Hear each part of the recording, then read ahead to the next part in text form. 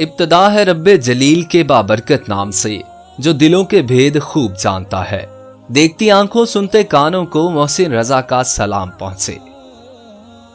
آج عید تھی۔ دمشق کے سب سے غریب آدمی کے گھر عید، جسے خلیفہ کہتے تھے۔ فاطمہ بنت عبد الملک کے دادا خلیفہ ہوئے، پھر ابا عبد الملک تو کمال کے ہی خلیفہ تھے، پھر فاطمہ کے بھائی ایک کے بعد ایک 4 خلفاء ہو گئے۔ شادی مدینے کے گورنر سے ہوئی۔ گورنر ایسا بانکا سجیلا کہ ہر عورت ایسے خاوند کی خواہش کرے، جس راہ سے گزرتا جیسے راہ روشن ہو جاتی، فضا معطر ہو جاتی۔ فاطمہ کی خوش قسمتی کہ اب کی بار خود اپنا خاوند خلیفہ ہو گیا۔ آج عید تھی، خلیفہ کے گھر عید، لاکھوں لاکھ مربع میل کا حاکم، لیکن خلیفہ کیا ہوئے، سب عیش و عشرت رخصت ہوئے۔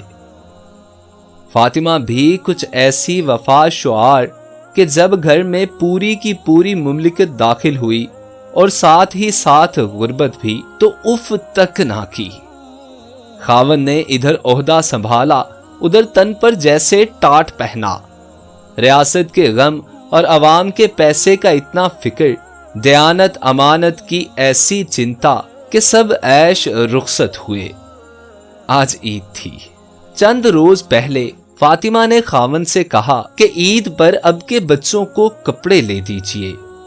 عمر کی آنکھوں میں آنسو آ گئے کہ پیسے کہاں سے لاؤں۔ فاطمہ نے منہ ادھر کیا اور کمرے سے نکل گئی کہ آنکھیں برسات ہو رہی تھی اور من نہ چاہا کہ بہترین انسان بیوی کی آنکھوں میں اترتی رمجھم بارش دیکھ لے اور بے چین ہو جائے۔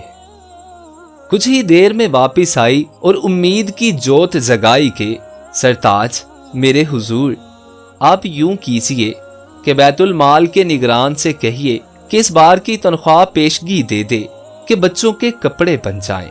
مہینہ بھر سود کاٹ لوں گی، جو ملے گا قرض اتر جائے گا۔ عمر کا بجھا چہرہ کچھ روشن ہوا۔ آخر باپ بھی تو تھے، بھلے جیسے بھی محتسب ہوں، دل تو دل ہوتا ہے۔ بیت المال گئے۔ بیت المال کے نگران کے سامنے دستے سوال دراز کیا۔ وہ بھی عمر کا اپنا ہی تو مقرر کردہ تھا۔ سوال سن کے بے تاثر رسان لہجے میں بولا، اس بات کی کیا ضمانت ہے کہ آپ اگلی تنخواہ کے وقت تک زندہ رہیں گے؟ امت کا پیسہ ہے، میں کیوں کر اس میں اختیار سے تجاوز کروں؟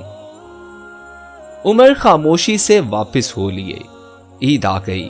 آج عید ہے۔ دمشق کے سب سے غریب آدمی کے گھر عید، غریب آدمی جسے خلیفہ بھی کہتے ہیں۔ عمر بن عبد العزیز گھر واپس لوٹ کر آتے ہیں۔ فاطمہ، بچوں کو کہہ دو کہ میں انہیں عید کے کپڑے نہیں لے کے دے سکتا۔ عید کی نماز ہوئی، سب ملنے والے ملنے آئے۔ عمر بن عبد العزیز کے بچے بھی انہی پرانے کپڑوں میں بیٹھے تھے۔ عمر بن عبد العزیز نے اپنے بچوں سے فرمایا، بچوں، آج تمہیں اپنے باپ سے گلا تو ہوگا کہ عید کے کپڑے بھی نہ دلوا سکا۔ عمر کے ایک بیٹے کا نام عبد الملک تھا، جو ان کی زندگی میں ہی فوت ہو گیا تھا۔ اسی نے بڑھ کر جواب دیا، نہیں ابا جان، آج ہمارا سر فخر سے بلند ہے، ہمارے باپ نے خیانت نہیں کی۔ گھر میں تشریف لائے تو بچیاں منہ پر کپڑا رکھ کر بات کر رہی تھیں۔ کچھ حیران سے ہوئے، پوچھا کیا ماجرا ہے، منہ پر کپڑا رکھ کر کیوں بات کر رہی ہو؟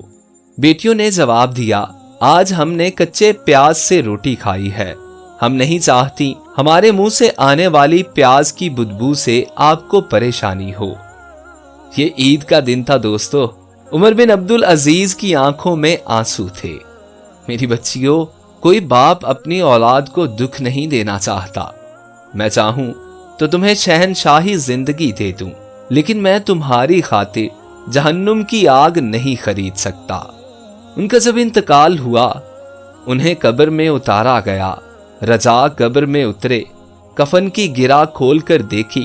رجا کہتے ہیں، میں نے دیکھا عمر بن عبد العزیز کا چہرہ قبلہ رخ تھا اور 14ویں کے چاند کی طرح روشن تھا، یوں کہ جیسے 14ویں کا چاند قبر میں اتر آیا ہو۔ دوستو، ایسے ہوتے ہیں حکمران، تو کیسی لگی آپ لوگوں کو ہماری یہ ویڈیو؟